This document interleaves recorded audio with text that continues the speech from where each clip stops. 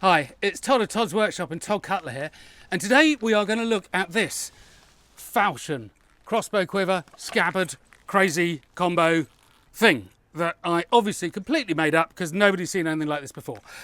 That's what I thought. I didn't. So years ago now, I was going through a fantastic chat room site called myarmory.com. I'll put the link in the notes. We're going to talk about that in a little bit, but actually myarmory.com, go check it out. Anyway, and I was going through there, somebody posted up a piece of artwork of a soldier dead with one of these on his hip. And I looked at it and I thought, that can't be real. You know, presumably he's just done it perhaps as a bit of additional soldier's kit, or the artist did it, you know, a bit fanciful. But then other pictures started to come up in a hunting and a military context. Have a look at these. Now you can see from those pictures that it is both military and it's hunting, but you don't get very many bolts in there. Now what I tried to do was to make my bolt box, my quiver, plausibly as big as I could. So what I did was I made the biggest sword that I could find, the fattest, widest thing. So that was a nice falchion. It's a little bit earlier than those pictures, but nonetheless, I wanted to exaggerate the point here. So I made the bolt box, the quiver, as big as I could reasonably as well, and I managed to get 5 shots in it. 5 shots, not 12 or anything like that. Or indeed, you know, I've got another crossbow quiver here, which is a much more standard size. That has 20 in it, right? I managed to get 5 in this. So that is going to be military. What's this? Really? What is this all about? So I'm going to put it on, I'm going to shoot a bit, we'll go down the range. I'll try and move around a little bit with this. Just see, really, just give you my opinion on what this thing is about. Down the range now with crossbow, falchion, scabbard, quiver, other quiver. So we're just going to, well, see how it feels. I'm going to show you my opinions, really. I mean, I can't do anything more than that. And it doesn't mean that I'm right or wrong. It just means that's what I think. Now, the first thing that I do have to say is you're going to look at that bolt box and you're going to think, well, I could get loads of bolts in there. But of course, these ones, military bolts anyway, are wood-fletched, like that. So they're not feather-fletched. And that means even with the 5 in here, sometimes I'll reach for one and it'll bind a little bit. So I certainly couldn't get more than that in there. This one, I've got 20 in there. No heads on them at the moment, you can see, but it fits 20, no problem at all. So here we go. Let's shoot up, see what I make of it.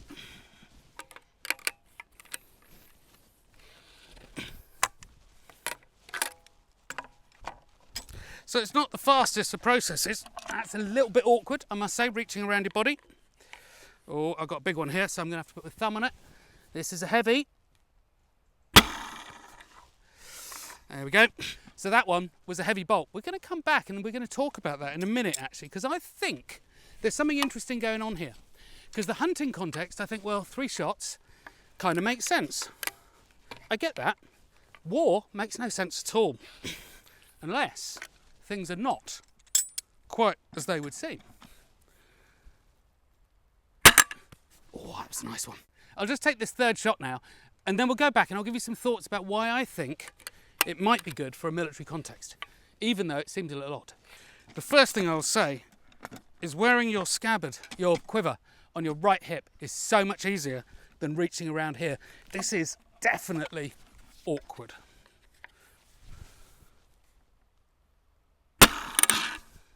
Those first 3 shots were really awkward, sort of reaching around the body with my right hand. So it's actually occurred to me that with a little bit of juggling, of course, I can draw with my left hand. So we'll just go for another couple of shots, just see if it makes any difference, really. Because it is going to be a little new to me, and it is going to be a little bit awkward.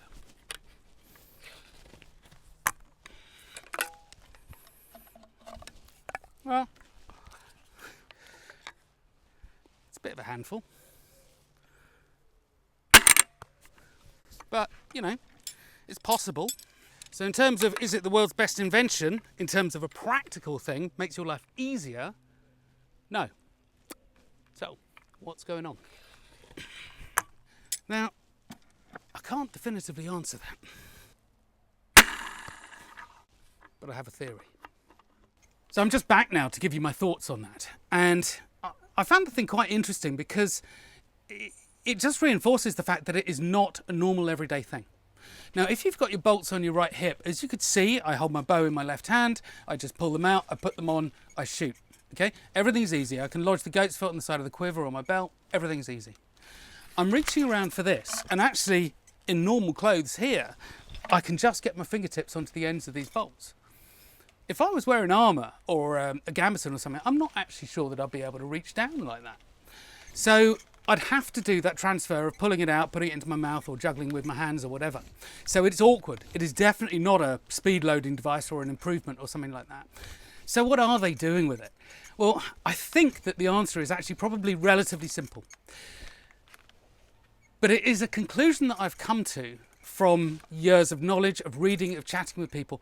And I got so much of that through my armoury. And the reason that I love my armoury so much is it's been an extraordinary place to hang out for the 16 years that I've been doing it. And I have learnt so much from so many incredibly intelligent people who just know their subject area. But the other thing is the moderation is brilliant. So there's no rudeness, there's no infighting, there's no bitchiness. People are there to talk about this stuff. And that is where I learnt about swords, quivers, scabbards, how to make them, how to tie them, my armoury, right? Fletched javelins, like these crazy things, my armoury. Daggers, like this burnware and this rondel here. I learn about them through my armoury. Shield construction, how thick they should be, what they should be made of. My armoury. It is the most unbelievable archive. And I guarantee you, if you research something, you will find an entry from a shop, obviously not as good as my ones, but an entry from a shop, Wikipedia, or my armoury. That's where you find your information from, even if you don't realise it, okay? That archive, that place needs to survive. It's not as vibrant, as buzzy as it used to be because, the internet's changed, Facebook, Instagram, it's all taken over. But it is still there as an archive and it is still going, don't get me wrong. Join up, go and drop them £1, €1, $1, whatever it is. It's PayPal, dead easy. Please, for me, go and do it, right? And we'll just keep the place going for another year, another 5 years. The archive that it is, the knowledge resource there, 18 years of people, intelligent people talking about this stuff. Go and help support it for me, please.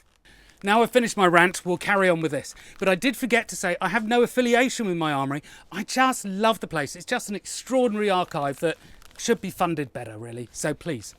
What is this about then? Well, the thing is, I think it's quite simple. I really do. As a crossbowman, you're issued with your munition from the Lord, whoever it is, your captain, whatever. And these things are made to a price, they're made relatively cheaply, and they need to go towards the enemy once. That's it, right? But sometimes you want to do a better job, or a different job indeed. And so when you see somebody who is just wearing gambeson, some fool, well, your plate cutter's not going to be so good against it. Your needle bodkins, they're great against gambesons. Well, then you might see somebody who is 100 metres away and they've lifted their visor. Well, you're going to take one of your bolts that shoots really well. Nice armour-piercing one there. Going to go for that. You see somebody who's got a great big feathery plume on their hat. Oh, well, he's only 60 metres away. There's a chance you'll get it through his eye slit. I'm going to get another one of my super accurates that I've tested before. And now the guy's getting really close. He's 30 metres away. You've got one shot. You've got to make it count. You get one of your super heavy ones.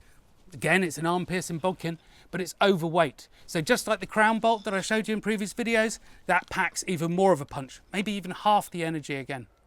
And that might be what saves you, what turns the day. So I think this is not regular issued bolts. This is the crossbowman's special reserve for special functions. So you'll still have that on the other hip, but in war, that's what you want. A little bit of extra. Anyway, thank you very much. Quivers, scabbards, whopping big falchion. Might do a film on this one some point. And, well, my armoury. Go visit. Amazing place.